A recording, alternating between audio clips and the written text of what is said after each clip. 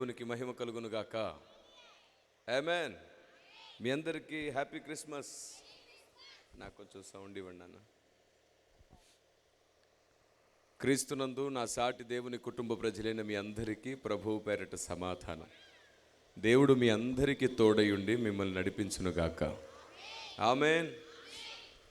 మీ మధ్యలోనికి నేను చాలా ఆలస్యంగా వచ్చాను. కారణం ఏమిటంటే రోడ్స్ అన్నీ బ్లాక్ అయిపోయాయి. దాదాపుగా 40 నిమిషాల కంటే ఎక్కువ మేము ట్రాఫిక్లో చిక్కుకుపోయాం. మధ్యలో ఎవరో పోట్లాడుతున్నారు, గొడవ పడుతున్నారు. కొంచెం సెట్ చేయను. ఆ హారన్ ఉంటే ఆపేయండి, కొద్దిసేపు మళ్ళీ పెట్టవచ్చు. ఫస్ట్ బాక్స్ సెట్ చేయండి. Praise the Lord. రైట్, ఇది మీ యూత్ వారు చాలా సాహసోపేతమైన పని చేశారు. మా కారు ట్రాఫిక్లో చిక్కుకుంటే నా కోసం 2 బైకులు వేసుకొచ్చారు. సో గుర్రం మీద వచ్చినట్టు మేము బైక్ మీద వచ్చాం మీ దగ్గరికి. సో చాలా త్వరగా వేగంగా మీ మధ్యలోనికి వచ్చాం. అనుకున్న సమయం కంటే అరగంట ఆలస్యంగా నేను మీ మధ్యలో ఉన్నాను. అయినా సరే ఆలస్యమైన అద్భుతం చేయగలిగిన దేవుడు మన దేవుడు. దేవునికి స్తోత్రం కలుగునుగాక. ఆమేన్. కొంచెం చిన్నపిల్లల్ని, అల్లరి చేసే పిల్లల్ని కొంచెం కంట్రోల్ చేయండి.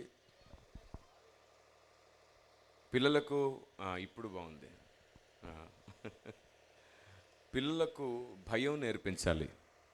పిల్లలకు దేవుడు అంటే భయం నేర్పించాలి. ఏ తల్లిదండ్రులు పిల్లలకు భయం నేర్పించారో వాళ్ళు ఫిక్స్ అయిపోండి, మీ పిల్లలు పాడైపోతారు పెద్ద అయిన తర్వాత కూడా. అందులో ఎలాంటి డౌట్ లేదు. బెత్తము చిన్నప్పుడే వాడలేదు అంటే పెద్ద అయిన తర్వాత వాడలేవు. మీ పిల్లలు దేవునికి భయపడితే చాలు, ఇంకా వాళ్ళ గురించి మీరు ఏం ఆలోచించక్కర్లా. దేవుని చెయ్యి వారికి జీవితకాలం తోడుంటుంది. ఆమేన్. కాబట్టి మీరు కానీ మీ పిల్లలు కానీ దేవునికి భయపడడం నేర్చుకోండి, నేర్పించండి. ఒక్కసారి దేవుని సన్నిధికి వస్తే పిల్లలు సైలెన్స్గా కూర్చోవడం నేర్పించాలి. అప్పుడు ఆ పిల్లలు తప్పకుండా దేవుని యందు భయభక్తులు కలిగి ఎదుగుతారు. దేవుడే వారికి తోడయుండి నడిపిస్తాడు. ఈరోజు క్రీస్తును గూర్చిన జ్ఞానం, క్రీస్తును గూర్చిన ఆలోచన విధానం మీ ముందు పెడతాను. ప్రస్తుత క్రైస్తవ్యం భారతదేశానికి అపార్థమయ్యింది. వింటారా? మీరు తర్వాత మాట్లాడుకోండి. చాలా తెలివి తక్కువ పని ఏమిటంటే భక్తుడు మాట్లాడుతుంటే మాట్లాడడం. వినండి జాగ్రత్తగా. ప్రస్తుత క్రైస్తవ్యం భారతదేశానికి అపార్థమయ్యింది. ఈ అపార్థమైన క్రైస్తవ్యాన్ని తిరిగి భారతదేశానికి అర్థమయ్యేటట్లు చేద్దాం. ఆమేన్. హలో, మీ అందరికీ తెలుగు వచ్చు కదండి. మరి ఏమిటండి అలా గమ్మున కూర్చొని ఉన్నారు? మందిరంలో స్తుతించడం నేర్పిస్తున్నారా మీకు? స్తుతించేటప్పుడంట మనం బిగ్గరగా స్తుతించాలి, పైగా సిగ్గుపడకుండా స్తుతించాలి. ఎందుకంటే పక్కవారి కోసం కాదు మనం స్తుతిస్తుంది, నీ దేవుడు నిన్ను చూచున్నట్లుగా నువ్వు స్తుతి చేయాలి. దేవునికి మహిమ కలుగునుగాక. ఆమేన్. ఒకరు నీకు చెప్పక్కర్లేదు దేవుని స్తుతించమని, నీవే స్తుతి చేయాలి. నీవే స్తుతి చేయాలి. ఏదైనా ఒక మాట కొత్తగా విన్నా, గొప్పగా విన్నా వెంటనే దేవునికి స్తోత్రం చేయాలి. ఎందుకంటే దేవుని మాట వలన నువ్వు బ్రతుకుతావు, జీవిస్తావు. నీ కుటుంబం దేవుని మాట వలన వర్ధిల్లుతుంది. ఈరోజు దేవుని మాట మనకు అర్థం కాకే, దేవుడు మనకు అర్థం కాకే మనం కూడా లోకానికి అపార్థమయ్యాం. నిజమే. భారతదేశానికి క్రైస్తవ సమాజం అపార్థమయ్యింది. అపార్థమైన క్రైస్తవ్యాన్ని తిరిగి భారతదేశానికి అర్థమయ్యేటట్లు చేద్దాం. ఎలా అపార్థమైందో తెలుసా? మీకు ప్రాముఖ్యమైన విషయం చెప్తాను. ఎప్పుడైనా మీ గ్రామస్తులు, మీ బంధువులు, మీ స్నేహితులు మిమ్మల్ని ఇలా అడిగారా? ఏమండి, మీరు ప్రేమగా ఏది పెట్టినా మేము తింటున్నాం కదా, మీ క్రిస్మస్కి వచ్చి మీరు బిర్యానీ పెట్టినా, కేక్ ఇచ్చినా తృప్తిగా తింటున్నాం కదా, కళ్ళకద్దుకొని మరీ తింటున్నాం కదా, మరి మేము ప్రేమగా ప్రసాదం పెడితే మీరు ఎందుకు తినరు అని అడిగారా మిమ్మల్ని? అడుగుతారు. హలో, ఇదిగో అయితే ఇలాగనండి, లేదా ఇలాగనండి. ఏది అడిగినా అలా ఉంటారేంటండి? మిమ్మల్ని మీ బంధువులు, మీ గ్రామస్తులు, మీ స్నేహితులు అడిగారా, అడగలేదా? అడుగుతారు. మేము ప్రేమగా ప్రసాదం పెడితే మీరు ఎందుకు తినరు అని. మనమేమన్నావో తెలుసా? నేను యేసు ప్రభుని నమ్ముకున్నాను అందుకే తినను అన్నారు. అప్పుడు వాళ్ళు ఏమడిగారు తెలుసా? యేసు ప్రభు తినొద్దన్నాడా, మేము ప్రేమగా ఇస్తే తినొద్దన్నాడా అన్నారు. అప్పుడు మీరేమన్నారు తెలుసా? మా అయ్యగారు తినొద్దన్నాడు అన్నారు. ఇప్పుడు వాళ్ళందరికీ ఎవరి మీద కోపం వస్తుంది? అయ్యగారి మీద. మీ అయ్యగారు తినొద్దన్నాడా? ఎక్కడుంది అలాగని అంటే మా బైబిల్లో రాసుంది అన్నారు. ఇప్పుడు వాళ్ళకు బైబిల్ అర్థమైందా అపార్థమైందా? అపార్థమైంది. మరి ఏం చెప్పాలి? యేసు ప్రభువును నమ్మాం కాబట్టే తినం, అది నిజమే. అయ్యగారు తినొద్దని చెబుతాడు, అది నిజమే. బైబిల్ కూడా తినొద్దనే చెప్పింది, అది నిజమే. మరి ఏం చెప్తే అర్థమవుతుంది? పెద్దలు అంటారు, నోరు మంచిదైతే ఊరు మంచిది అని. బైబిల్లో రాయబడింది మనం పాము వంటి వివేకం, పావురం వంటి నిష్కపటం కలిగి ఉండమని. మరి ఎలా చెప్పాలో తెలుసా? 14 సంవత్సరాల క్రిందట నాకు ఇలాంటి అనుభవమే ఎదురైంది. అప్పుడు ఏం జరిగిందో తెలుసా? ఓ పెద్ద ఆయన నా దగ్గరకు వచ్చి నా కాలర్ పట్టుకొని, నేను సువార్త చేయడానికి వెళ్ళాను. 14 సంవత్సరాల క్రిందట నడుస్తూ నడుస్తూ సువార్త చేస్తున్నాను. వారి ఊర్లో నేను సువార్త చేస్తుంటే నా కాలర్ పట్టుకొని పక్కనే ఉన్న గుడి దగ్గరికి లాక్కొని వెళ్ళాడు. అన్నాడు, ఎంతకాలం మీరు మతాన్ని, ఆచారాన్ని, సాంప్రదాయాన్ని మారుస్తారా? ఎంతకాలం మా దేశాన్ని పాడు చేస్తారు అన్నాడు. అప్పుడు నేను ఆయన అడిగాను, దేవుని గురించి చెబితే దేశం ఎలా పాడవుతుందండి అని అడిగితే ఆయన అంటాడు, ఆచారాలు, సాంప్రదాయాలు మీరు మారుస్తున్నారు అన్నాడు. నేనన్నాను, మేము ఆచారాలు, సాంప్రదాయాలు మార్చం, మేము దేవుని గురించి మాత్రమే ప్రకటిస్తాం. ఆచారాలు, సాంప్రదాయాలు మార్చమని బైబిల్ గ్రంథంలో క్రైస్తవుడికి ఎలాంటి ఆజ్ఞ లేదు. మేము ఏ ఆచారం, సాంప్రదాయం మార్చట్లేదు. మేము దేవుని ప్రేమను, దేవుని ప్రకటిస్తున్నాం అని అన్నాను. అప్పుడు ఆయన అన్నాడు, ఏ దేవుడు, ఏ దేశం దేవుడు, ఏ మతానికి దేవుడు అన్నాడు. అప్పుడు నేను అన్నాను, దేశానికో దేవుడు, మతానికో దేవుడు, రాష్ట్రానికో దేవుడు, కులానికో దేవుడు ఉండడు. దేవుడు ఒక్కడే, సమస్త భూమికి ఒక్కడే దేవుడు ఉన్నాడు అని అన్నాను. అప్పుడు ఆయన అన్నాడు, ఆ ఒక్కడే దేవుడు ఏ దేశానికి దేవుడు అంటాడు మళ్ళీ. నేను అన్నాను, దేవుడు అనేవానికి మతం లేదు, దేవుడు అనేవానికి కులం లేదు.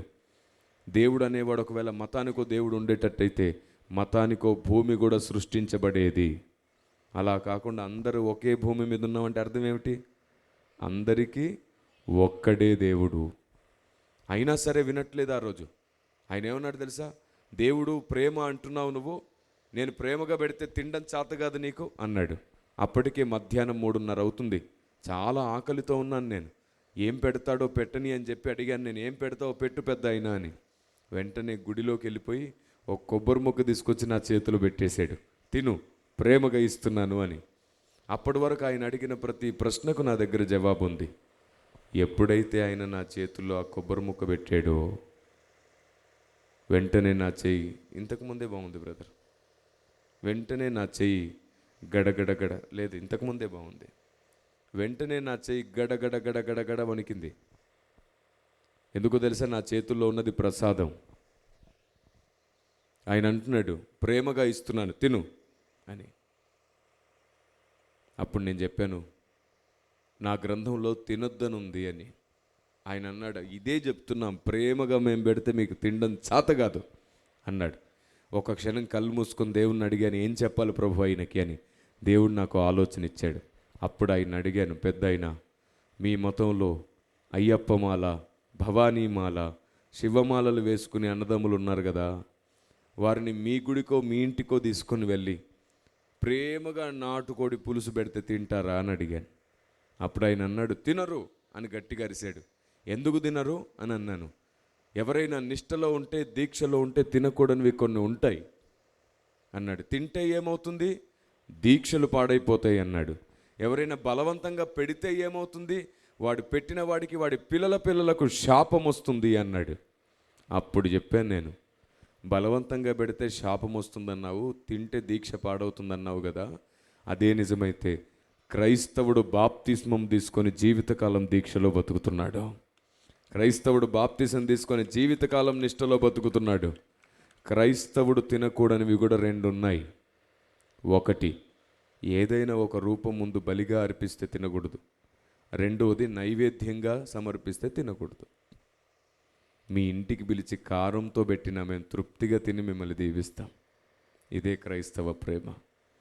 Praise the lord. ఇప్పుడు చెప్పండి, మనం ప్రసాదం ఎందుకు తినట్లేదు? మనం కూడా నిష్టలో దీక్షలో ఉన్నాం. ఇంకా బ్రతుకున్నది నేను కాదు, నా యందు క్రీస్తే అని. కాబట్టి మీ గ్రామాల్లో ఇలాంటి చిన్న చిన్న విషయాలకే ప్రేమలు పాడైపోతూ ఉంటాయి. ఇలాంటి చిన్న చిన్న విషయాలకే అపార్థమైపోతూ ఉంటారు కదా. అవును, చెప్పండి వారికి. మనం నిష్టలో దీక్షలో ఉన్నామంటే ఎవ్వరు మనల్ని ఇబ్బంది పెట్టరు. మీరు అసలు విషయం అర్థమయ్యేటట్లు చెప్పలేదు కాబట్టి ఇప్పటికి అపార్థమయ్యారు. ఇలా చెప్పి చూడండి, భారతదేశానికి నువ్వు దీక్షలో ఉన్నావన్న విషయం తెలిస్తే నిన్ను కూడా గుండెల్లో పెట్టుకొని ప్రేమిస్తుంది దేశం. అంత గొప్ప దేశంలో పుట్టాం మనం. Praise the Lord. మీరు దీక్షలో ఉన్నారని చెబితే దేశం పొరపాటుగా నీ దీక్ష పాడు చేయదు. ఎందుకంటే భారతదేశానికి ఎవరి దీక్షలు పాడు చేయకూడదని నేర్పించబడింది. ఇన్నాళ్ళు నువ్వేం చెప్పావు? యేసుప్రభుని నమ్ముకున్నాను, సమర్పించుకున్నాను, మారు మనసు పొందాను. వాళ్ళకి ఏం అర్థమవుతుంది? ఇవన్నీ అర్థమయ్యే భాషలో చెప్పి చూడు, అందరూ అన్నిటినీ అర్థం చేసుకొని తెలుసుకుంటారు. దేవునికి మహిమ కలుగునుగాక. ఆమేన్. మీకు కొంచెం అర్థమయ్యేటట్టు చెప్పనా? ఒకసారి ఒక పూజారి గారు నన్ను అడిగారు, కిరణ్ పాల్ గారు, మీరెందుకండి మీ చర్చెస్లో కొబ్బరికాయ కొట్టరు?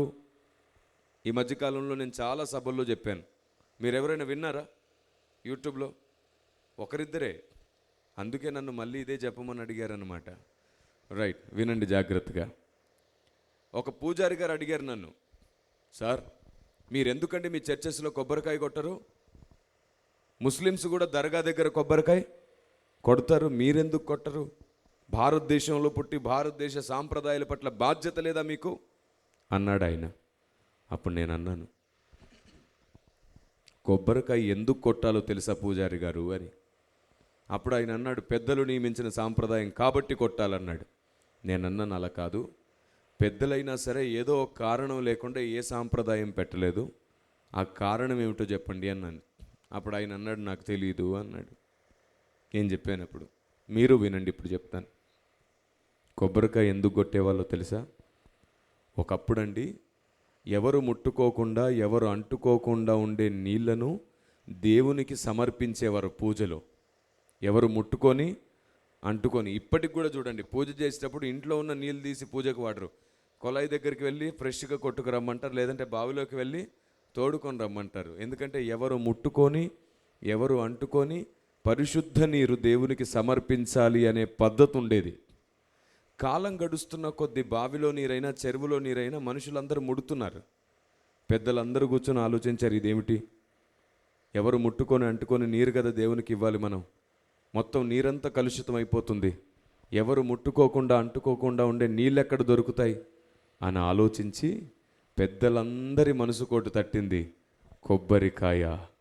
ఈ కొబ్బరికాయలో ఉండే నీళ్లను ఎవరు ముట్టరు, అంటుకోరు, కాబట్టి ఇక్కడి నుండి పూజల్లో కొబ్బరికాయ కొడదాం, ఆ కొబ్బరి నీరే దేవునికి సమర్పిద్దాం అనే నియమం పెట్టుకున్నారు. ఆ రోజు నుండి ఆ కొబ్బరి నీటిని పూజకు సమర్పించడమే కాదు, తీర్థంగా కూడా సమర్పించి మనకి ఇవ్వడం ప్రారంభించారు.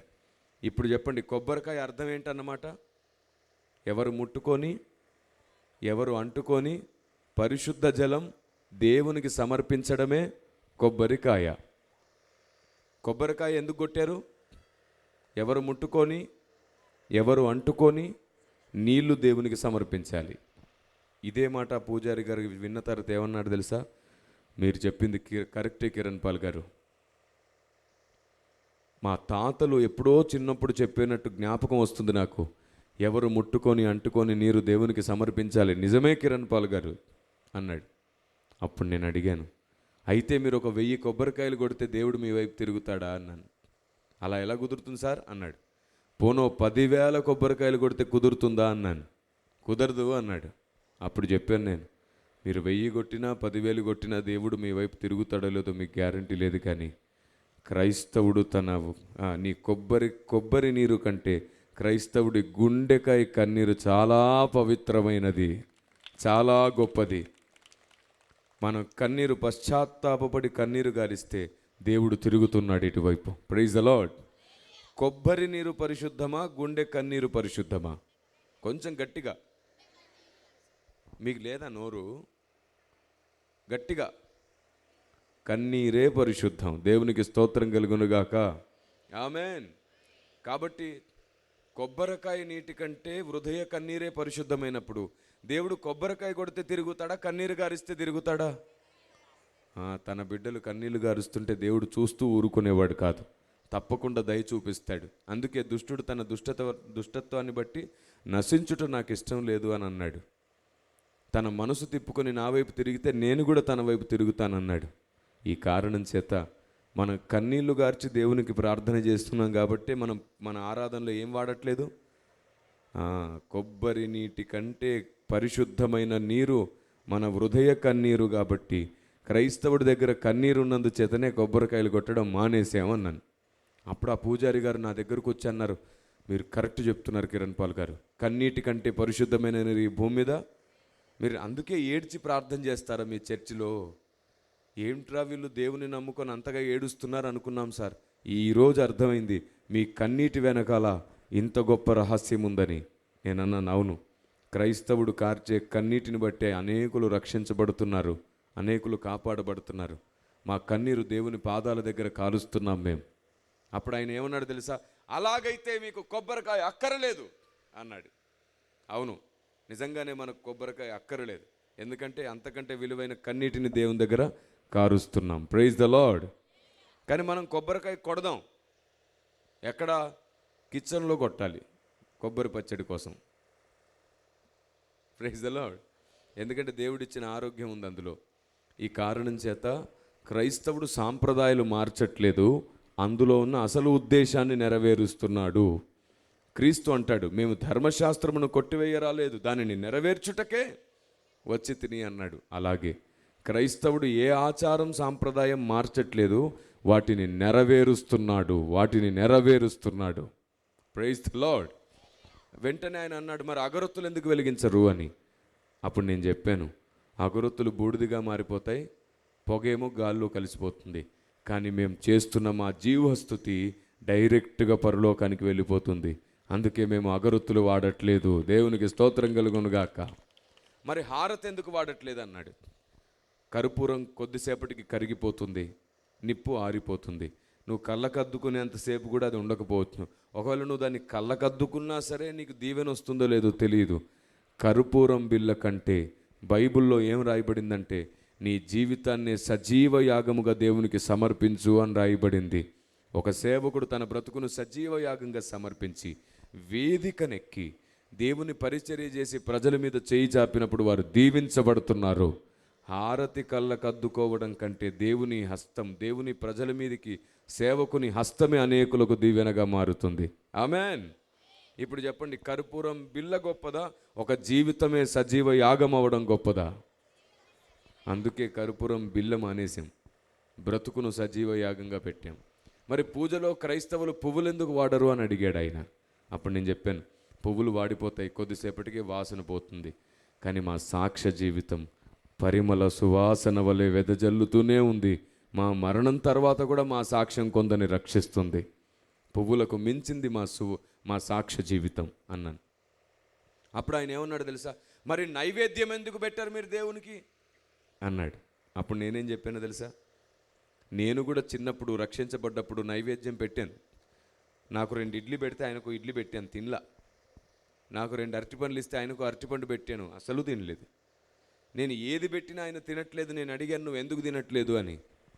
నాకు వయసు వచ్చిన తర్వాత దేవుడు నాకు ప్రత్యక్షమైనప్పుడు చెప్పాడు, బాబు నువ్వు నాకు నైవేద్యం పెడితే నేను తిన్నును, నాకు నీ బలి నైవేద్యములు నాకు అక్కరలేదు. మరి ఎలాగా? నీకు నైవేద్యం పెట్టాలి కదా. అయితే అన్నాడు, నువ్వు బీదలను కనికరిస్తే, నువ్వు బీదలకు ఇస్తే నాకు ఇచ్చినట్టే. అందుకే క్రైస్తవులు ఏం చేస్తుంటారు? బీదలకు ఇస్తుంటారు. సో మేము దేవునికి నైవేద్యం పెట్టినట్లే బీదలకు పెడుతున్నాను. దేవునికి స్తోత్రం కలుగునుగాక. అందుకే బైబిల్ గ్రంథంలో ఒకసారి అడుగుతాడు, నేను ఆకలితో వచ్చాను, నువ్వు నాకు పెట్టలేదు అని అడిగితే ఆయన అంటాడు, నువ్వెప్పుడు వచ్చావు ప్రభువా మా ఇంటికంటే? ఒక బీద రూపంలో నేను వచ్చాను. బట్టలు లేకుండా వస్తే నువ్వు నాకు బట్టలు ఇవ్వలేదు, ఒక బీద రూపంలో నేను వచ్చాను. కాబట్టి మనం బీదలకు ఇస్తే దేవునికి ఇచ్చినట్లే, బీదలకు సహాయం చేస్తే యెహోవాకు అప్పిచ్చినట్టే అని రాయబడింది. ఈ కారణం చేత క్రైస్తవుడు ఏం చేస్తాడు? బీదలకు. ఆయన వెంటనే ఏమన్నాడు తెలుసా? అలాగైతే దీపం ఎందుకు వెలిగించరు? మీ బైబిల్లో దీపస్తంభం వెలుగుతుందని ఉంది కదా. అప్పుడు చెప్పాను నేను, నూనె పోసి ఒక ప్రదీపం వెలిగించాలి. నూనె అయిపోగానే ఆ దీపం ఆరిపోతుంది. కానీ దేవుడు ఏమన్నాడంటే ఆరిపోకుండా ఉండే దీపం వెలిగించమన్నాడు. ఈ ఆరిపోకుండా ఉండే దీపం ఎక్కడ దొరుకుతుంది? అందుకే మేము ఏం చేసామంటే నూనె పోసి దీపాన్ని వెలిగించడం మానేసి దేవుని జ్ఞానం పోసి మనుషుల్ని వెలిగించడం ప్రారంభించాం. దేవునికి స్తోత్రం కలుగునుగాక. కాబట్టి ఆరిపోని దీపాలను వెలిగించే పనిలో ఉన్నాం. నూనె అయిపోగానే ఆరిపోయే దీపం కాదు, జ్ఞానం ఉంటుంది కాబట్టి మనిషి అనేకుల్ని వెలిగిస్తాడు. అందుకే అంటారు కదా, ఇంటికి ఇల్లాలు దీపం అంటారు. ఇంటికి ఇల్లాలు అంటే అర్థం ఏమిటి? సాయంత్రం అవగానే ఈవిడ గూట్లో కూర్చోవాలని అర్థమా? కాదు కదా. ఏంటి దాని అర్థం అంటే ఆవిడ ఉంటే ఇల్లు బాగుంటుందని, అందరికీ అన్నీ దొరుకుతాయని, శుభ్రంగా ఇల్లు ఉంటుందని, ఎవరికి ఎప్పుడు ఏం అవసరం ఆవిడ పట్టించుకుంటుందని, ఆవిడుంటే జ్ఞానం ఉంటుంది అని అర్థం. ఆమేన్. కాబట్టి మేము అందుకే దీపాన్ని మనుషుల రూపంలో వెలిగిస్తున్నాం, నూనె పోసి వెలిగించట్లేదన్నాను. అప్పుడు ఆ పెద్దాయన నా దగ్గరకు వచ్చి నన్ను గట్టిగా పట్టుకొని నా చేతిని 2 సార్లు ముద్దు పెట్టుకొని ఏమన్నాడు తెలుసా? సార్, నువ్వు క్రైస్తవ వివేకానందలాగున్నావు సార్, నువ్వు క్రైస్తవ వివేకానంద అన్నాడు. నేనన్నాను, అంత పెద్ద ఆయనతో నన్నెందుకు పోల్చావు అని. అప్పుడు ఆయన ఏమన్నాడు తెలుసా? ఒక వివేకానందుల వారే అందరూ నా సహోదరులు అని మతభేదం లేకుండా అందరినీ కలిపి చూసేవాడు. మీరు మాట్లాడుతుంటే కూడా ఏ గొడవ లేదు, ఏ వివాదం లేదు. నువ్వు ఎందుకు చేస్తున్నావో, ఏం చేస్తున్నావో అర్థమయ్యేటట్టు చెబుతున్నావు. నువ్వు చెబుతుంటే నువ్వు చెప్పేదే కరెక్ట్ అని నాకు అనిపిస్తుంది. ఇంకా గొడవ ఎక్కడుంది సార్? ఇలా మాట్లాడితే వివాదమే లేదు. మీరు చెప్పండి, క్రైస్తవుడికి విగ్రహారాధన ఇష్టం ఉంటుందా? ఇట్లాగా ఇష్టం ఉండదు కదా. మరి విగ్రహారాధన చేసే వ్యక్తులను మనం ఏమైనా మీరు చేసేది తప్పు అనవచ్చా? పోనీ అనకూడదు కదా. కానీ మనం ఏం చేస్తామంటే అది తప్పు, ఇది తప్పు, వాళ్ళది తప్పు, వీళ్ళది తప్పు అంటూ ఉంటాం. అప్పుడు వాళ్ళు చాలా బాధపడతారు.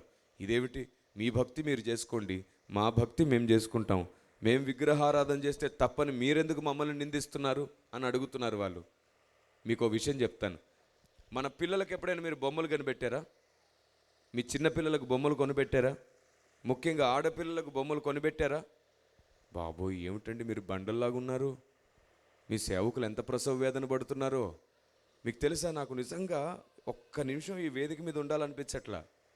వచ్చిన నిమిషం నుండే ఎందుకు వచ్చానరా అనిపిస్తుంది.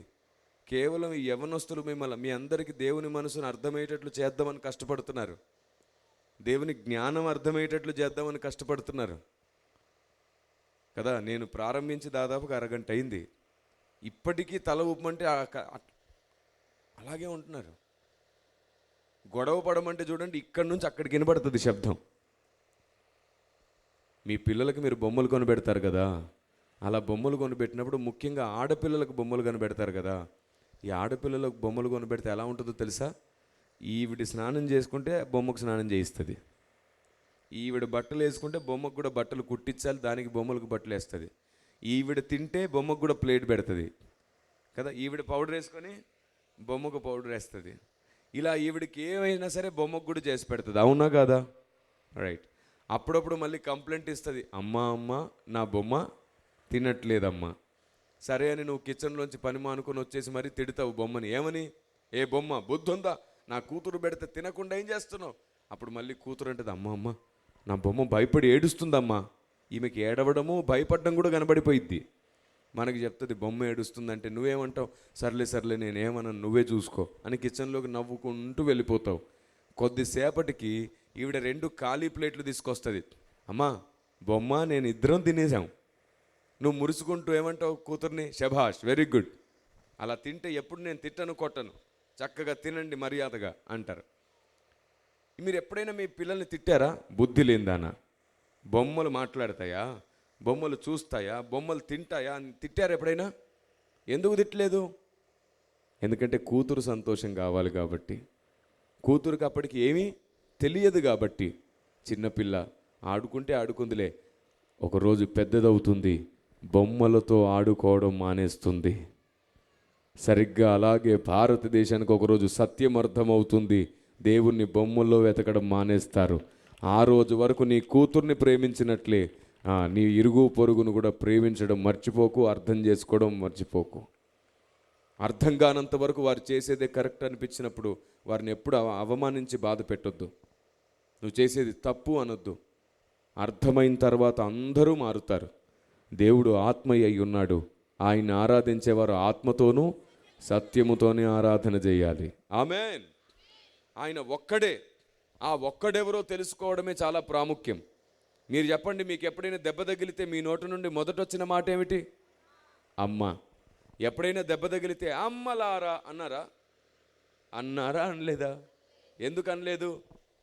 అమ్మ ఒక్కతే. అందుకే అమ్మలారా అనలేదు, అమ్మ అన్నాం. అలాగే కష్టం వచ్చినప్పుడు కూడా దేవుడా కాపాడు అంటారే కానీ దేవుళ్ళారా కాపాడండి అని ఏ మనిషి అనడు.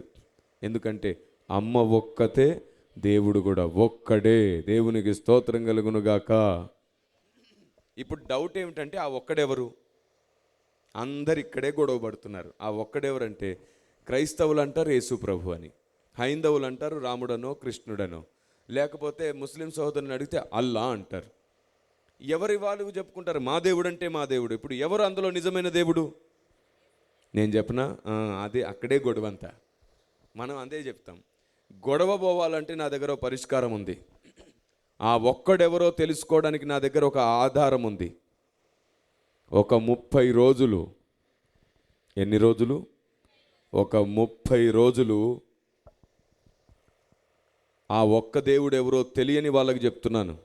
ఒక 30 రోజులే ఏ చర్చికి వెళ్ళకు, ఏ గుడికి వెళ్ళకు, ఏ మసీదుకు వెళ్ళకు. రెండవది, ఏ పూజలకు వెళ్ళకు, ఏ వ్రతాలకి వెళ్ళకు. మూడవది, ఏ దేవుని పేరెత్తకు, ఏ దేవుని రూపం తలుచుకోకు. ఈ 4 రోజుల పాటు నీ పని నువ్వు చేసుకుంటూ, నీ ఉద్యోగం నువ్వు చేసుకుంటూ, నీ కుటుంబంతో ప్రశాంతంగా కలిసుండి ఒక 4 రోజుల పాటు దేవుడా, ఈ సమస్త సృష్టిని మనుషుల్ని చేసిన దేవుడా మీరెవరు అని అడగండి. ఈ 30 రోజులు ఏ దేవుని పేరు తలుచుకోవద్దు, ఏ దేవుని రూపం తలుచుకోవద్దు, గుడికి వద్దు, చర్చికి వద్దు, మసీదుకి వద్దు, ఏ పూజలు వ్రతాలకి వెళ్ళొద్దు. 30 రోజులు మీ పని మీరు చేసుకుంటూ సమస్త మానవాళిని ప్రాణకోటిని చేసిన నిజమైన దేవుడా మీరెవరు అని అడగండి. ఈ 30 రోజులు గడిచేలోపే ఆ వెలుగై ఉన్న దేవుడు మీ బ్రతుకులోకి వచ్చి తీరుతాడు. ఖచ్చితంగా మీకు అర్థమై తీరుతాడు. ఎందుకంటే నిజముగా మొరపెట్టు వారికి ఆయన సమీపం. నిజముగా మొరపెట్టు వారికి ఆయన సమీపం అని బైబిల్ సెలవిస్తుంది. ఇప్పుడు చెప్పండి, నేను ఎవరి పేరైనా చెప్పానా? ఆచారాలు సాంప్రదాయాలు మార్చుకోమన్నానా? మరి దేవుడు ఎలా దొరుకుతాడని చెప్పాను నేను? ఏ దేవుని పేరెత్తకుండా, ఏ గుడికి చర్చికి మసీదుకి వెళ్ళకుండా, పూజలు వ్రతాలు చేయకుండా దేవుడా నీవెవరు అని చెప్పి ధైర్యంగా 30 రోజులు అడుగు చాలు. ఈలోపు ఖచ్చితంగా నీకు దేవుడు దొరుకుతాడు. దేవునికి స్తోత్రం కలుగునుగాక. ఇప్పుడు నేను చెప్పిన మాటలో మతం మార్పిడి ఉందా? ఆచార సాంప్రదాయాల మార్పిడి ఉందా? కులం మార్పిడి ఉందా? ఏమీ లేదే. ఆ ఒక్క దేవుడు ఎవరో నీవే వెతుక్కొని తెలుసుకో. నేను అలాగే వెతికాను. అలా వెతికితే నాకు దొరికాడు. ఆయన పేరు నజరేయుడైన యేసు. నజరేయుడైన యేసు. ఆయన ప్రపంచం మొత్తానికి సమానంగా భూమికి మధ్యలో జన్మించాడు. మన శుక్లయజుర్వేదంలో కూడా రాయబడి ఉంటుంది, వేదాహమస్య భువనస్య నాభిం అని. అంటే అర్థం ఏమిటంటే నేను భూమికి మధ్యలో జన్మించబోతున్నాను, భూమికి మధ్యలో నుండి నేను బలి అవుతాను మీ అందరి కొరకు అని అంటాడు. వేదాహమస్య భువనస్య నాభిం అని. మీకు తెలుసా వేమన శతకాలు తెలుసా మీకు? వేమన 537వ పద్యంలో 538వ పద్యంలో కూడా ఈ 2 సార్లు కూడా ఇలా రాయబడి ఉంటుంది. ఏమిటో తెలుసా? చిత్రమెంత గొప్పది మహిమను కన్నది చిన్నది కుమారుని, తండ్రి లేని కుమారుడు ధాత్రినేలున్ విశ్వధాభిరామ వినురవేమ అన్నాడు. ఈయనకి ఎలా తెలిసింది? చిత్రమెంత గొప్పది మహిమను కన్నది చిన్నది. ఒక మహిమను కన్యకగా అంటుంది. తండ్రి లేకనే పుడతాడు, తండ్రి లేని కుమారుడు ధాత్రినేలున్. మొత్తం ఈ ప్రపంచాన్ని ఏలేవాడు ఆయనే అని చెప్తున్నాడు. నిజముగా మొరపెట్టి ఎవరైనా, ఏ మతస్థులైనా, ఏ జాతికి సంబంధించిన వారైనా తప్పకుండా దేవుడు వారికి దర్శనమిస్తాడు. దేవునికి స్తోత్రం కలుగును గాక. ఆమేన్. ఇదిగో నేను డైరెక్ట్గా చెప్తున్నాను, ఇప్పటి వరకు ఏ మతం ద్వారా కానీ, ఏ కులం ద్వారా కానీ, ఏ రాజకీయ పార్టీ ద్వారా కానీ, ఏ సేవా సంస్థల ద్వారా కానీ ఇప్పటి వరకు దొంగలు మారలేదు, వ్యభిచారులు మారలేదు, నరహంతకులు మారలేదు, శాడిస్ట్ మొగులు మారలేదు, ప్యాకాటగాలు మారలేదు. ఇదిగో ఈ బైబిల్ పట్టుకొని ఎందరో దొంగలు మారారు, వ్యభిచారులు మారారు, నరహంతకులు మారారు, శాడిస్టులు మారారు, మంత్రగాళ్ళు సహా మారారు. బ్రతుకులను మార్చింది ఈ గ్రంథం. మతాలను మార్చడం కాదు మా బాధ్యత, మా కర్తవ్యం. నీకు దేవుణ్ణి పరిచయం చేయడం వరకే మా పని. నువ్వు నమ్ముతావో నమ్మవో నీ ఇష్టం. మనం పెద్దల మాటలను ఎక్కువగా నమ్మేసి, మూఢనమ్మకాలను కూడా ఎక్కువగా నమ్మేసి బ్రతికే మనుషులం. మనకు సత్యం చెప్పగానే గుడ్డిగా వెంటనే నమ్మం మనం. అదే అబద్ధం చెప్తే గుడ్డిగా నమ్మేస్తాం. ఎలాంటి అబద్ధాలు చెప్పనా వినండి. వాస్తు చూడకుండా ఇల్లు కట్టాం కదా మనం. నువ్వు వాస్తు చూసి ఇల్లు కడితే నీకు అన్నీ కలిసి వస్తాయి అంటావు చూసావా, అది పెద్ద పచ్చి అబద్ధం. ఆ అబద్ధాన్ని మనం అందరం బాగా డబ్బులు పెట్టి మరీ నమ్ముతాం. నాకు చెప్పండి, వాస్తులోనే అన్నీ కలిసి వచ్చేది నిజమైతే నా ప్రశ్నకు జవాబు చెప్పండి. వాస్తులోనే అన్నీ కలిసి వస్తే మీరు చెప్పండి, భారతదేశం డెవలప్ అయిందా, మిగతా దేశాలు డెవలప్ అయినాయా? మరి వాళ్ళు ఎవరికి వాస్తు తెలియదే? మీలో ఎవరైనా మీ బంధువులు దుబాయ్ వెళ్ళిన వాళ్ళు, అబుదాబి, కువైట్, ఇలా అరబ్ దేశాలు వెళ్ళిన వాళ్ళు ఉన్నారా? అక్కడ పనిచేస్తున్నారా? వాళ్ళని అడగండి. వాళ్ళు ఎవరైనా వాస్తు చూసి అన్ని కడుతున్నారేమో అడగమనండి. మరి వాళ్ళు ఎందుకు అంత డెవలప్ అయ్యారు? పైగా ఎడారి దేశాలు అవన్నీ. ఎడారిలో డెవలప్ అవ్వడమే కాదు, వాళ్ళ కరెన్సీ మన కరెన్సీ కంటే డబల్, త్రిబల్. వాళ్ళు తినే తిండి నాణ్యతగా ఉంటుంది, వాళ్ళు వేసుకునే బట్ట కూడా నాణ్యతగా ఉంటుంది. ఎడారిలో తాగడానికి సరిగ్గా నీళ్లు దొరకని దేశం అందరికంటే గొప్పగా అభివృద్ధి చెందింది. ఏ వాస్తును నమ్ముకుంటే డెవలప్ అయ్యారు వాళ్ళు? వాస్తును కాదు, బుద్ధి. బుద్ధి మారితే బ్రతుకు మారుతుంది. వాస్తు వల్ల ఏ లాభం లేదు. నా స్నేహితుడు ఒకడు ఉండేవాడు సంగారెడ్డిలో, చాలా పెద్ద ఆస్తిపరుడు, జమీందారి. మా నాన్నగారులు వాళ్ళ జమీందారుల కుటుంబం బాగా కలిసి ఉండేవారు. వాడికి వాళ్ళ నాన్నగారు ఒక గిఫ్ట్గా ఒక ఇల్లు ఇచ్చాడు. 1 ఎకరం స్థలంలో చక్కగా ఇల్లు, చుట్టూ కాంపౌండ్ వాళ్ళు, చక్కగా వాడికి కావలసిన పొలాలు అన్నీ రాసిచ్చాడు. 4 అన్నదమ్ములు వాళ్ళు. వీడు ఏం చేశాడో తెలుసా? వీడికి కలిసి రావట్లేదని పెద్ద కాంపౌండ్ వాళ్ళు కూల్చేసుకున్నాడు. కూల్చి 4 అడుగులు బయటికి కట్టాడు. ఏమిట్రా ఇంత పని చేసావంటే, కలిసి రాలేదురా, కట్టమన్నారు అన్నాడు. మళ్ళీ ఇంకొకసారి వెళ్ళేసరికి ఇంటి ముందున్న పెద్ద చెట్టు కొట్టేశాడు. వాడు చిన్నప్పుడు పెట్టిన చెట్టు అది. ఏమిట్రా అంటే, కలిసి రాలేదన్నాడు. మళ్ళీ ఇంకొకసారి వెళ్ళేసరికి బయట ఉన్నటువంటి 2 పెద్ద పెద్ద బాత్రూంలు కూల్చేశాడు. ఏమిట్రా అంటే, కలిసి రాలేదన్నాడు. తర్వాత ఇంకోసారి చూస్తే 12 అడుగుల గుమ్మం కూల్చేశాడు. పెద్ద గుమ్మం అటు నుండి తీసి వేరే దగ్గర పెట్టాడు. ఏమిట్రా అంటే, కలిసి రాలేదన్నాడు. నాకు ఆ రోజు కొంచెం కోపం వచ్చి అడిగాను, అరే నువ్వు ఇలా కూర్చో, ఏం కలిసి రావట్లేదు, అసలు నువ్వు ఏం చేస్తున్నావు? చెప్పాడు, ఇలా వ్యాపారం పెట్టాను కదా, బిజినెస్ పెట్టాను, కలిసి రావట్లేదు. అడిగితే ఇలా మార్చు, అలా మార్చు, అది చేయి, ఇది చేయి, అందుకే కలిసి రావట్లేదంటే మార్చాను అన్నాడు. ఎంత ఖర్చు అయింది బాబు నీకు అన్నా. దాదాపుకి ఇది ఒక 12-13 సంవత్సరాల క్రితం సంగతి. వాడు అన్నాడు, అప్పట్లో 65 లక్షలు ఖర్చు అయింది వాడికి. ఈ కూల్చి కట్టడానికి ఎంత అయిందంట? నేనన్నా, అవే డబ్బులు వెనకేస్తే కలిసి వచ్చేవి కదరా, తీసుకొచ్చి ముందేసేవు బుద్ధి లేనోడా. అవునా? ఏం కూల్చి గడితే కలిసి రాదు, నీ బుద్ధి మారితే అన్నీ కలిసి వస్తాయి, అన్నీ కలిసి వస్తాయి. భారతదేశమే ఎందుకు వాస్తు నమ్ముతుంది నాకు అర్థం కావట్లేదు.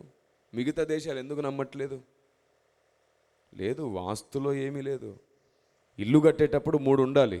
1, వెలుతురు, సూర్యుని వెలుతురు ఇంట్లో పడేటట్టు కట్టుకో.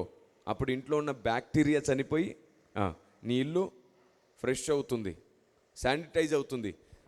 ఉదయం సూర్యుని వెలుగు ఇంట్లో పడ్డా, మన ఒంటి మీద పడ్డా అది మంచిది, ఎందుకంటే డి విటమిన్. దానివల్ల నీ ఇల్లు శానిటైజ్ అవుతుంది. 2వది, ఎక్కువగా కిటికీలు పెట్టుకో. మినిమం ఒక ఇంటికి 4 నుంచి 6 కిటికీలు ఉంటే మంచిది. దానివల్ల గాలి ఎక్కువగా లోపలికి వస్తుంది, ప్రాణవాయువు అందుతుంది, నీకు అనారోగ్యం తగ్గుతుంది. 3వది, ఇల్లెప్పుడు శుభ్రంగా పెట్టుకో. నీకంటే ఆరోగ్యంగా ఎవరు ఉండరు, హాస్పిటల్లో పెట్టే డబ్బు నీకు కలిసి వస్తుంది, ఇంట్లో ఆరోగ్యంగా ఉంటావు. మనం అదేం చెయ్యం, అన్నీ ఇరుకిరుకు. మంచం వేస్తే బీరువా పట్టదు, బీరువా పెడితే మంచం పట్టదు కదా. ఎట్లా వెళ్తాం మంచం దగ్గరికి వెళ్ళడానికి? నెట్టుకుంటూ సైడ్ నుంచి వెళ్తాం. అదేం కట్టుకోవడం ఏమిటి? అదేం కట్టుకోవడం అండి? ఇదంతా కట్టుకొని బయట స్థలం అంతా విడిచిపెట్టేసుకుంటారు, అగ్గిపెట్టెల్లాగా కట్టుకొని. ఆనాడు కట్టుకునేవారు, పెద్ద పెద్దగా కట్టుకునేవారు, చక్కగా బెడ్రూమ్స్, హాల్స్ అన్నీ పెద్దగా కట్టేవారు. ఈరోజంతా చేంజ్ అయిపోయింది మొత్తం. లేదు, కొంచెం ఇరుగ్గా ఉన్నప్పుడే పరిస్థితులన్నీ పాడైపోతూ ఉంటాయి, ఆరోగ్యం పాడైపోతూ ఉంటుంది. చాలా మూఢనమ్మకాలు ఉన్నాయి మనకి. ఇంకొకటి చెప్పనా, ఆ మూలన బరువు ఉండకూడదు, ఈ మూలన బరువు ఉండకూడదు అని చెప్తారు. ఏ మూలన ఏ బరువున నష్టం లేదు. నీకు బుద్ధి ఉంటే అన్నీ కలిసి వస్తాయి, నీకు జ్ఞానం ఉంటే అన్నీ కలిసి వస్తాయి. ఇలాగే ఒక ఇంట్లోకి వెళ్ళినప్పుడల్లా ఎవరో ఒకరు చనిపోయారు, కలిసి రాలేదన్న ఇంట్లోనే నేను ఉన్నాను. అదే ఇంట్లో 5 సంవత్సరాలుండి 4 రాష్ట్రాల్లో ఎదిగి డెవలప్ అయ్యాను నేను. Praise the lord. 4 రాష్ట్రాల్లో ఎదిగి డెవలప్ అయ్యాను. కలిసి రాదన్న చోటే నేను కలిసి వచ్చేటట్టు నిరూపించాను. ఎందుకో తెలుసా? దిక్కులను చేసిన దేవుడే నాకు దిక్కు అయ్యాడు కాబట్టి. ఏ దిక్కు నన్ను ఏం చేయలేదు. ఒకసారి నా చిన్నప్పుడు మా అమ్మమ్మ గారు తాయెత్తు కట్టించడానికి తీసుకెళ్ళింది, నాకు జ్ఞాపకం. ఆ తాయెత్తు కట్టిన ఆయన పెద్ద ఆయన ఏమన్నాడు తెలుసా? బాబు, ఎవరైనా చనిపోయిన వాళ్ళ దగ్గరకు కానీ, లేకపోతే అప్పుడే బిడ్డలు పుట్టిన బాలింత దగ్గరికి కానీ వెళ్ళకు, వెళ్తే ఈ తాయెత్తు ఊడిపోతుంది అన్నాడు. అప్పుడు నేనన్నా, ఊడిపోంది నాకు కావాలి. లేదు, నువ్వు అలాంటి చోటుకి వెళ్తే ఈ తాయెత్తు పడిపోతుంది అన్నాడు. పడిపోని తాయెత్తు గట్టు, అవసరమైతే 4 ముడులు ఎక్కువ గట్టు అన్నాను. అరే నీకు అర్థం కావట్లేదా? ఈ తాయెత్తు పవర్ పోతుంది అన్నాడు. అయితే పవర్ పోనిదే గట్టు అన్నా. ఏ తాయెత్తు కట్టినా సరే చనిపోయిన వాళ్ళ దగ్గరికి వెళ్ళినా, బాలింత దగ్గరికి వెళ్ళినా పవర్ పోతుంది అన్నాడు. మరి పవర్ పోయే తాయెత్తులు ఎందుకు నువ్వు అమ్ముకుంటున్నావు అన్నా కదా. వెంటనే మా అమ్మమ్మని పిలిచి, ఏంటి వీడు ఎక్కువ మాట్లాడుతున్నాడు, వీడిని తీసుకెళ్ళిపో ఇక్కడ నుంచి అంటే ఆవిడ నన్ను కొట్టింది. ఏమడిగేవరా? ఇంట్లో ఉన్నంతసేపు ప్రశ్నలు అడిగి అడిగి చంపుతావు మమ్మల్ని, ఇక్కడ కూడా మళ్ళీ స్టార్ట్ అయ్యావా? కాదమ్మమ్మ, ఊడిపోయే తాయిత్ ఎందుకు గడతాడినా, శక్తి లేని తాయిత్ ఎందుకు గడతాడినా? మనం వచ్చిందే దేనికోసం? దయ్యాలు దురాత్మలు మన మీద పడకుండా, మనకి ఏది కలగకుండా కదా. చనిపోయిన వాళ్ళ దగ్గరికి వెళ్తే పోయే అంత బలహీనమైన తాయిత్ ఎందుకు గడుతున్నాడు? మంచిది గట్టమంటున్నా, ఇంకో 100 రూపాయలు లేదా? అంత ఉత్తదైనా నీ దగ్గర ఏమి లేదా అని అడిగాను నేను. అందుకే ఇంత కోపానికి వచ్చాడు. ఊడిపోయే తాయెత్తు కాదు, దేవుడే నీ లోపటున్నాడు అనుకో, ఏ దురాత్మ నిన్నేం చేయగలదు. దేవునికి స్తోత్రం కలుగును గాక. అందుకే లోకంలో ఉన్నవానికంటే నీలో ఉన్నవాడు గొప్పవాడు. తాయెత్తులలో లేదు బలం, తాయెత్తులో లేదు బలం. పెద్దలు చెప్పేవారు, బాబు బయటికి వెళ్ళేటప్పుడు బండి కింద నిమ్మకాయ పెట్టండి రా బాబు అనేవాళ్ళంట. నిమ్మకాయ బండి కింద పెట్టమన్నారు కదా, ఎక్కడ పెట్టమన్నారు తెలుసా? ఎద్దుల కాళ్ళ గిట్టల కింద, లేదా గుర్రాల కాళ్ళ గిట్టల కింద. ఎందుకంటే అప్పుడు ఎద్దుల బండ్లు, గుర్రం బండ్లే ఉండేవి కదా, వాటి కాళ్ళ కింద పెట్టమన్నారు నిమ్మకాయలు. మనం ఏం చేస్తున్నాం? బైక్ కొనగానే కొత్తది టైర్ కింద పెడతాం. ఆ రబ్బర్ టైర్ కింద నిమ్మకాయ పెడితే నీకేం వచ్చింది బాబు? పెద్దలు ఎందుకని ఎద్దుల కాళ్ళ గిట్టల కింద పెట్టమన్నారు తెలుసా? ఆ సిట్రిక్ యాసిడ్ వల్ల ఆ కాళ్ళ గిట్టల మధ్యలో ఇన్ఫెక్షన్ ఉంటే తగ్గుతుంది, ప్రయాణాల్లో దుమ్ముబడి ఆ ఇన్ఫెక్షన్ పెరగకుండా ఉంటుంది అని నిమ్మకాయని తొక్కించమనేవాళ్ళు. నా ఫ్రెండ్ ఒకడు చిట్టోస్ ప్రవీణ్ అని ఉండేవాడు. వాడు ఒక సైకిల్ కొనుక్కొని నిమ్మకాయ అలా కదలకుండా పెట్టి దాని మీద సైకిల్ పోదామని తీసుకెళ్ళాడు అనమాట, మొక్కుకొని. దేబ్బని పడిపోయాడు ఒకసారిగా. ఎందుకంటే నిమ్మకాయ ఏం చేసిద్ది? టైర్ ఎక్కగానే తిరిగి పడిద్ది కదా. వీడు తిరగబడ్డాడు. వాడేమన్నాడు తెలుసా? ఇక్కడేదో దయ్యం ఉంది కాబట్టి నేను పడ్డానన్నాడు. అరే నీకు దయ్యం పట్టింది కాబట్టి పడ్డావు నువ్వు అన్నా నేను. అదేంట్రా అంత మాట అంటావు? మరి బుద్ధి లేనోడా, నిమ్మకాయతో సైకిల్ ఎక్కిస్తే సైకిల్కి నిమ్మకాయకి ఏం సంబంధం? ఎండుమిర్చి, జీడి, నిమ్మకాయ పెట్టి దిష్టి అని కడతారు. అరే అదంతా బుద్ధి లేని పని. దేవుడే నీతో పాటు ఉంటే ఏది నీకు అవ్వదు. దేవునికి స్తోత్రం కలుగును గాక. మంత్రగాళ్ళ మధ్యలో సేవ చేసిన అనుభవం నాకుంది. దొంగల మధ్యలో, వ్యభిచారుల మధ్యలో సేవ చేసిన అనుభవం నాకుంది. అలా సేవ చేసి 360 మందికి పైగా బాప్తిస్మాలు ఇచ్చి సాధించిన అనుభవం నాకు ఇచ్చాడు దేవుడు. దేవునికి స్తోత్రం కలుగును గాక. ఆ అనుభవాల వల్లే ఈ విషయాలన్నీ నేను ఖచ్చితంగా బోధించగలుగుతున్నాను. కాబట్టి మనం ఇంకా చాలా మూఢనమ్మకాల్లో ఉన్నాం. ఒక్కటి చెప్పనా? పెళ్లి కొడుకుని చేసినప్పుడు ఒంటి నిండా ఏం రాస్తాం? చెప్పరేంటండి? మీరు నిజం చెప్పండి, మీరు భూమి మీద ఉండే మనుషులే కదా, లేకపోతే రీసెంట్గా గ్రహం నుంచి ఏమైనా వచ్చారా గ్రహాంతర వాసులుగా? మరి ఏది అడిగినా సప్పుడు చేయరే. పెళ్లి కొడుకుని చేసినప్పుడు ఒక రోజు ముందు ఏం రాస్తారు? ఒంటి నిండా పసుపు రాస్తారు. పసుపు రాసినప్పుడు ఏం చెప్తారు తెలుసా పెద్దలు? బాబు ఊరు పొలిమేర దాటితే అపశకునం, అరిష్టం. అదే రాత్రి వాడికి 24 గంటల నొప్పి వచ్చింది అనుకో, పొట్ట నొప్పి, ఏం చేస్తారు? ఇంట్లో ఊర్లో ఏ హాస్పిటల్ లేదు, అంబులెన్స్ వస్తుంది, వెంటనే ఎక్కిస్తారా లేదా? అప్పుడు కూడా బాబు అరిష్టం, అపశకనం, ఊరు దాటొద్దు అంటారా? మరి అప్పుడేం అవ్వదా? మరి ఊరు దాటిచ్చేస్తావుగా హ్యాపీగా. నీ నమ్మకమే బుద్ధిహీనమైనది. ఒక్కటి చెప్పనా, గొప్ప గొప్ప నమ్మకాలు ఉన్నాయి, అవి నమ్ము, మూఢనమ్మకాలు కాదు. పసుపు రాసుకుంటే దురాత్మలు వెంటబడతాయి, అందుకే బయటికి వెళ్ళొద్దు అంటారంట.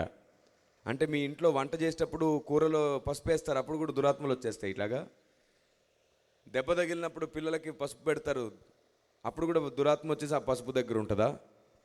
పసుపు అనేది యాంటీబయాటిక్, దానికి దురాత్మకు ఎలాంటి సంబంధం లేదు. క్రియేట్ చేశారు దాన్ని, అలాగా క్రియేట్ చేశారు దాన్ని. ఇలా ఎన్నో, ఒకటా రెండా, అంతెందుకండి మీరే చెప్పండి. చిన్నప్పుడు మీకు ఇలా చెప్పారా? భూకంపాలు ఎందుకు వస్తున్నాయి అంటే ఆదిశేషుడనే మహానాగు పడగ మీద భూమిని మోస్తుంది అని చెప్పారా? ఒక పడగ మీద నుంచి ఇంకో పడగ మీదకి మార్చుకున్నప్పుడు భూకంపం వస్తుంది అన్నారా? కానీ సైన్స్ డెవలప్ అయిన తర్వాత ఏం తెలిసింది? ఏ నాగు మొయ్యట్లేదు, అది శూన్యంలో వేలాడుతుంది అన్నారు. నా చిన్నప్పుడు మా నాన్నమ్మ గారు చెప్పారు, ఏమిటో తెలుసా? సూర్యుడంట రథం ఎక్కి ఆ దిక్కు నుంచి ఈ దిక్కుకు వస్తున్నాడంట, అందుకే ఉదయం వస్తుందంట, సాయంత్రం వస్తుందంట. నేను కూడా నిజమే అనుకునేవాడిని, ఇక్కడ నుంచి ఇటా పోతుంది కదా అని. కానీ సైన్స్ డెవలప్ అయిన తర్వాత తెలిసింది, సూర్యుడు కదలడు, సూర్యుని చుట్టే మిగతా గ్రహాలు కదులుతాయి. ఇదేంటి నానమ్మ గ్రహణం పట్టింది అంటే రావు మింగింది అని చెప్పారు. సైన్స్ డెవలప్ అయిన తర్వాత ఏం తెలిసింది? ఏ రావు లేడు అక్కడ. గ్రహం ఒకదానికొకటి అడ్డొచ్చినప్పుడు సూర్యగ్రహణం, చంద్రగ్రహణం ఏర్పడుతుంది. అవునా కాదా? మరి ఇలాంటి నమ్మకాలు నమ్మేసేమే మనం గుడ్డిగా. ఇప్పటికీ చాలా నమ్ముతాం మనం, చాలా నమ్ముతాం.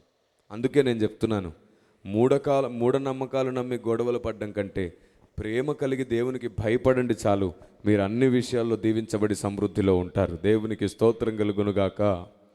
క్రైస్తవుడు మూఢనమ్మకాలను తృణీకరిస్తాడు, క్రైస్తవుడు ప్రేమను తృణీకరించడు, క్రైస్తవుడు ఆచార సాంప్రదాయాలు మార్చడు, క్రైస్తవుడు దేవుణ్ణి ప్రకటిస్తాడు. క్రైస్తవుడు ఎవరి పెళ్ళికైనా, ఎవరి చావులకైనా, ఎవరి ఫంక్షన్లకైనా వస్తాడు. అవును, క్రైస్తవుడు ఎవరి చావుకైనా వెళ్ళాలి, ఎవరి ఫంక్షన్కైనా వెళ్ళాలి, ఎవరి పెళ్ళికైనా వెళ్ళాలి, ఎలాంటి నిషిద్ధమూ లేదు. కానీ ఏం తినవో ఏం ముట్టవో నీ బంధువులకు అర్థమయ్యేటట్టు చెప్పు. నేను నిష్టలో దీక్షలో ఉన్నాను, నేను తినకూడనివి ముట్టకూడనివి ఇవి అని చెప్పు. పొరపాటుగా నువ్వు తినకూడనివి ముట్టకూడనివి నీకు పెట్టరు, నిన్నంత గౌరవిస్తుంది భారతదేశం ఆ తర్వాత. ఇలాగే నేను ఒకసారి చెబితే ఒక పాస్టరమ్మ గారు, ఇది చెప్పి నేను మీకోసం ప్రార్థన చేస్తాను, జాగ్రత్తగా వినండి. ఒక పాస్టరమ్మ గారు ఏమన్నారు తెలుసా? కిరణ్ పాల్ గారు, మీరు చెప్పింది నిజమే, కానీ నేను ఒకసారి మా బాబాయ్ గారు చావుకి వెళ్ళానండి, ఆయనకు వంటలు చేసేవారు ఎలా చేస్తున్నారో చూద్దామని చెప్పేసి అలా వెళ్ళి చూశానండి. టెంట్ కింద ఎన్ని పొయ్యిలు ఉన్నాయో అన్ని పొయ్యిలకు పూజ చేశారు సార్, పూజ చేసిన పొయ్యి మీద వంట చేశారు, నేను ఎలా తినాలి సార్? పూజ చేసిన పొయ్యి మీద వంట చేస్తే నేను ఎలా తినాలి అని అడిగింది. నేనన్నాను, ఏమ్మా ఏం చేసావు అంటే తినకుండా వచ్చేసాననింది. మీరేం చేస్తారు? పూజ చేసిన పొయ్యి మీద వంట చేస్తే తింటారా తినరా? ఓ పాస్టర్మ గారు అన్నారు, నేను తినకుండా వచ్చానని. ఒకవేళ పూజ చేసిన పొయ్యి మీద చేసిన వంట తినకూడదు అన్నది నిజమైతే భారతదేశంలో 90% మంది రైతులు భూమి పూజ చేసినాకే వరి పండిస్తారు. ఆ లెక్క ప్రకారం నువ్వు ఏం తినకూడదు మరి తినేస్తావే హ్యాపీగా. చివరికి నువ్వు బియ్యం సంచి తెచ్చుకుంటే ఆ బియ్యం సంచుల మీద ఎవరిష్టం దైవం ఫోటోలు ఉంటాయి, మరి హ్యాపీగా తెచ్చుకుంటావుగా. సరే, నువ్వు బస్సు ఎక్కావు, ఆ బస్ డ్రైవర్ ఫస్ట్ అగరొత్తి వెలిగించి వాళ్ళ ఇష్టదైవానికి మొక్కుకుంటాడా లేదా? ఆ లెక్క ప్రకారం నువ్వు ఏం దిగిపోవాలి మరి? ఎందుకు దిగవు? పొయ్యికి పూజ చేసి పైన వంట చేస్తే తినదంట, నిషిద్ధమంట. మరి అదే నిజమైతే ఒక షాప్కి వెళ్ళావు, పొద్దున షాపుకి వెళ్ళగానే 1 కేజీ షుగర్ కావాలంటే అతను ఏం చేస్తాడు? ఫస్ట్ అగరొత్తి వెలిగించి పూజ చేసుకొని అప్పుడు నీకు ఇస్తాడు. ఆ లెక్క ప్రకారం నువ్వు ఏం తీసుకోవద్దు షాపులో, మరి తీసుకుంటున్నావు కదా, అప్పుడు గుర్తుకు రాలేదా? అంతెందుకండి, మనం ఏ షాపుకు వెళ్ళినా సరే, ఏది తీసుకున్నా సరే, చివరికి డ్యామ్స్ ఓపెన్ చేసేటప్పుడు కూడా గవర్నమెంట్ వారు గేటుకు పూజ చేసి ఓపెన్ చేస్తారు. ఆ లెక్క ప్రకారం నువ్వు ఏం తాగకూడదు? ఈ వీచే గాలిని కూడా హైందవ సహోదరులు వాయుదేవుడా అని మొక్కుతారు. అప్పుడు నువ్వేం పీల్చకూడదు, అప్పుడు కదా చచ్చూరుకుంటావు. బుద్ధి లేని సిద్ధాంతాలు, బుద్ధి లేని నమ్మకాలు అన్నీ పెట్టుకొని గ్రామం అందరితో కూడా శత్రుత్వాన్ని పెంచుకునేవారు ఎక్కువైపోయారు. లేదు, పూజ చేసిన పొయ్యి మీద చేసిన వంట తినకూడదంటే రెస్టారెంట్లో ఏం చేస్తున్నారో నీకేం తెలుసు? మటన్ షాప్, చికెన్ షాప్లో వాడు మొక్కుకోకుండానే అమ్మేస్తాడా? నువ్వు వెళ్ళే ఇగో మనం ఫోన్స్ కొనుక్కుంటాం, వాడు డీలర్ షాప్ కూడా మొక్కుకున్న తర్వాతే అమ్ముతాడు. ఇక్కడున్న ప్రతి వస్తువు కూడా, నువ్వు కూర్చున్న కుర్చీలు కూడా అదే డీలరు మొక్కుకున్నాకే అమ్మాడు. అలాగైతే ట్రైన్స్ స్టార్ట్ అయ్యేటప్పుడు కూడా కేంద్ర మంత్రి వచ్చి పూజ చేసినాకే ట్రైన్ స్టార్ట్ అయింది. అప్పుడు నువ్వేమెక్కకూడదు. ఇంకా నీకు బాగా ఇష్టమైంది చెప్పనా? బంగారం. మార్వాడి పూజ చేయకుండానే బంగారం చేశాడా? మరి అది తీసి అంత ఇక్కడే చూద్దాం. ఈ యూత్ వాళ్ళు మళ్ళీ వేసవి కాలంలో పెద్ద మీటింగ్ పెట్టేస్తారు ఒక్క దెబ్బకి. నీకు నచ్చినవి అయితే అసలు ముట్టవు, పొరపాటుగా ఇవ్వవు. ఇప్పుడు చెప్పండి, మనం గుడ్డి నమ్మకాన్ని కలిగి ఉన్నామా, బుద్ధి నమ్మకాన్ని కలిగి ఉన్నామా? గుడ్డి నమ్మకం. నేనేమో బుద్ధి నమ్మకం కలిగి ఉండమంటున్నాను. దేవునికి స్తోత్రం కలుగును గాక. గుడ్డి నమ్మకం, బుద్ధి నమ్మకం రెండు ఉన్నాయి. పెద్దలు చెప్పినవి చాలా మంచివే చెప్పారు, కానీ అన్నింటిలో కూడా జ్ఞానమే కాదు, కొన్నింటిలో మూఢనమ్మకం కూడా ఉంది. అర్థమయ్యేటట్టు ఇంకోటి చెప్తాను. సహజంగా పెళ్ళిళ్ళకు, ఫంక్షన్లకు ఆడవాళ్ళు వెళ్ళినప్పుడు కాళ్ళకు ఏం రాస్తుంటారు? ఎందుకు రాస్తారో తెలుసా? సాంప్రదాయం అని కాదు, దాన్ని ఇప్పుడు సాంప్రదాయం అంటున్నారు. ఒకప్పుడు సాంప్రదాయంగా దాన్ని పెట్టలా. ఎందుకు పెట్టారో తెలుసా? ఆడవాళ్ళు కిచెన్లో తడి ఉన్న చోట ఎక్కువ పని చేస్తారు కదా, గిన్నెలు కడగడము, బట్టలు ఉతకడము, వంట చేయడం, ఇలా చేస్తున్నప్పుడు మీ కాళ్ళు పగులుతాయి. మరలా మీరు ఇలాగే పెళ్ళిళ్ళకు, పేరెంటాలకు వచ్చినప్పుడు కూడా మీరు ఏదో ఒక పనిలో సహాయం చేస్తారు. అప్పుడు కూడా ఈ పగిలిన కాళ్ళల్లో ఉండే బ్యాక్టీరియా చేరి ఇన్ఫెక్షన్ వస్తుందని చెప్పేసి ఖచ్చితంగా అందరు నడిచే చోట ఈ అందరూ ఇబ్బంది పడతారని రాగానే ఫస్ట్ కాళ్ళకు పసుపు రాస్తారు. ఆడవాళ్ళకే. అది ఒకవేళ సాంప్రదాయం అయితే మగవాళ్ళకు కూడా రాయాలిగా, మరి రాయలేదే ఇప్పటిదాకా. అది కేవలం ఆయుర్వేదికల్ పద్ధతి మాత్రమే, అది ఆచార సాంప్రదాయం కాదు. నేను 612 గ్రంథాల మీద పరిశోధన చేశాను, 1, 2 కాదు. 612 గ్రంథాలు, మత గ్రంథాలు, చరిత్ర గ్రంథాలు, 612 గ్రంథాల మీద పరిశోధన చేసి నేను ఒక 15 పుస్తకాలు రాశాను.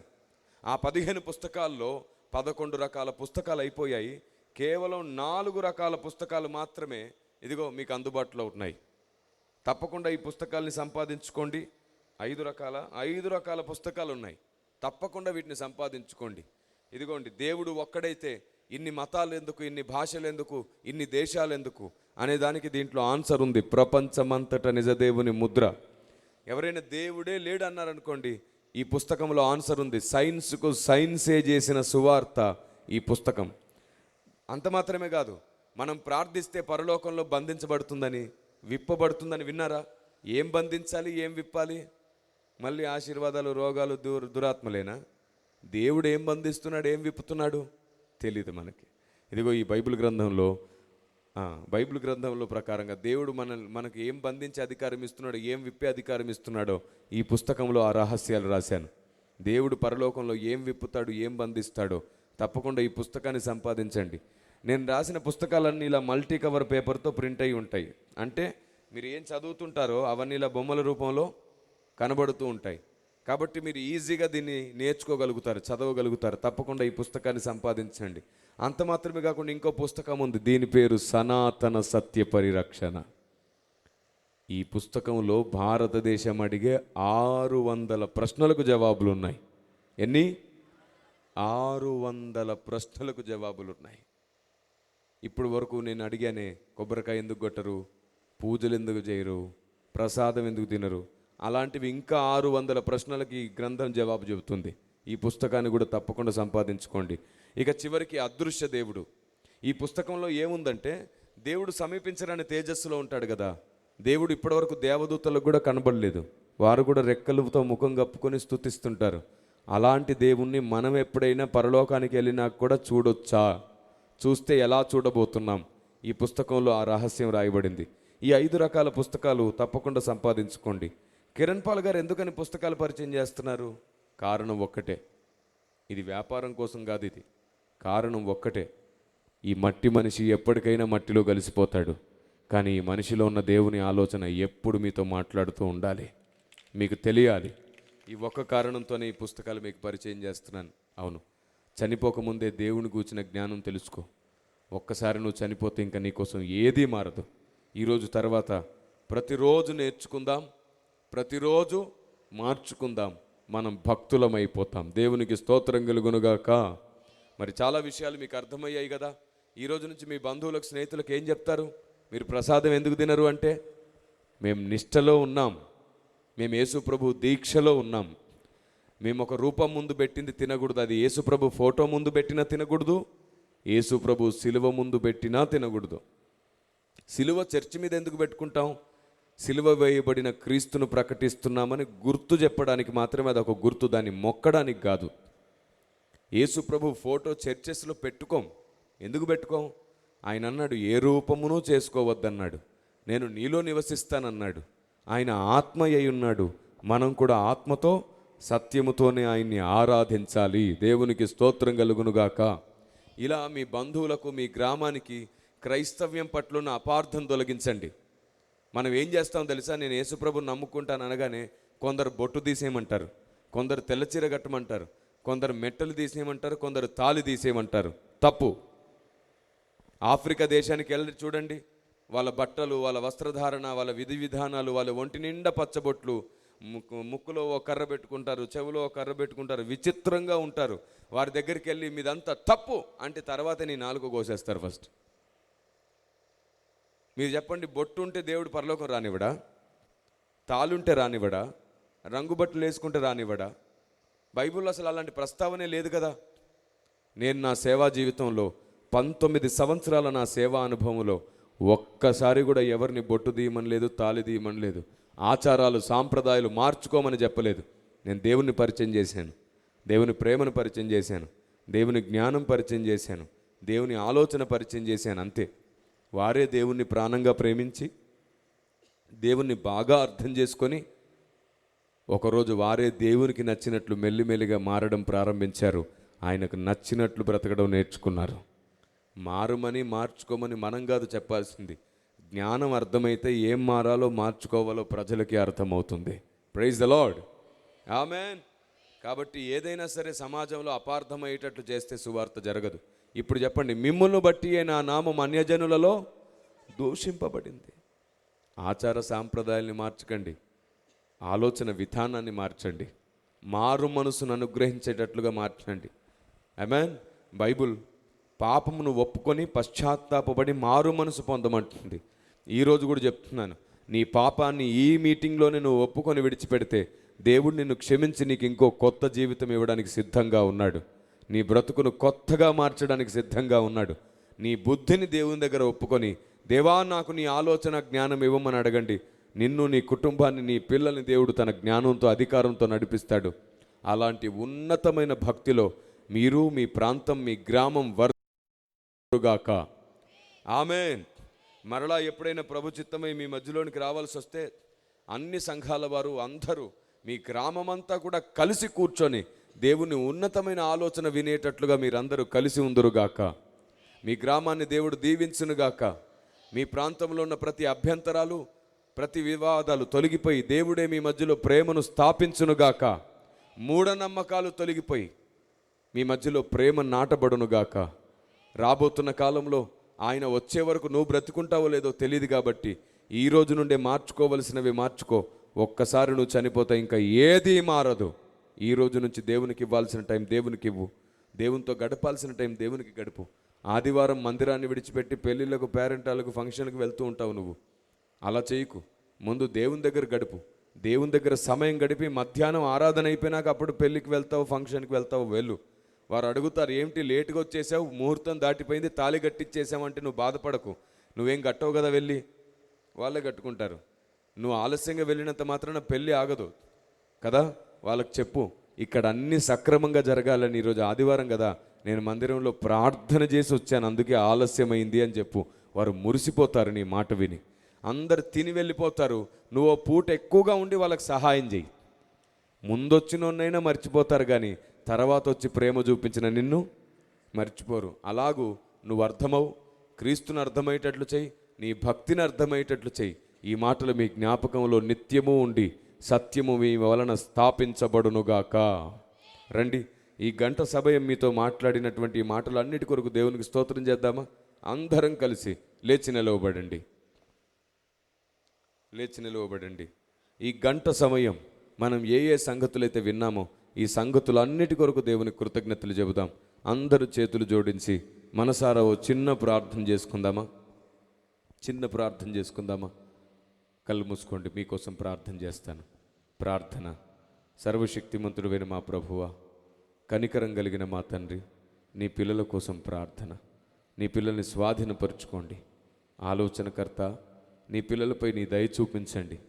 నీ పిల్లలు నీ ఉద్దేశములతో, నీ జ్ఞానంతో, నీ ఆలోచనతో నింపబడి తమ గ్రామాన్ని, బంధువులను, స్నేహితులను కాపాడుకునేటట్లు, నిన్ను అపార్థం కాకుండా జాగ్రత్త పడేటట్లు మీరు సహాయం చేయండి. ఇన్నాళ్ళు భారతదేశానికి క్రైస్తవ్యం అపార్థమైంది. ఇక నుంచైనా సరే భారతదేశానికి తిరిగి క్రైస్తవ్యం అర్థమవునుగాక. మా అందరికీ సహాయం చేయండి. చేరి వచ్చిన ప్రతి ఒక్కరిని మీ అధికారానికి అప్పగిస్తూ యేసు శక్తిగల నామంలో ప్రార్థన చేస్తున్నాను తండ్రి. Amen, amen. మీకోసం బుక్ స్టాల్ పెట్టారు.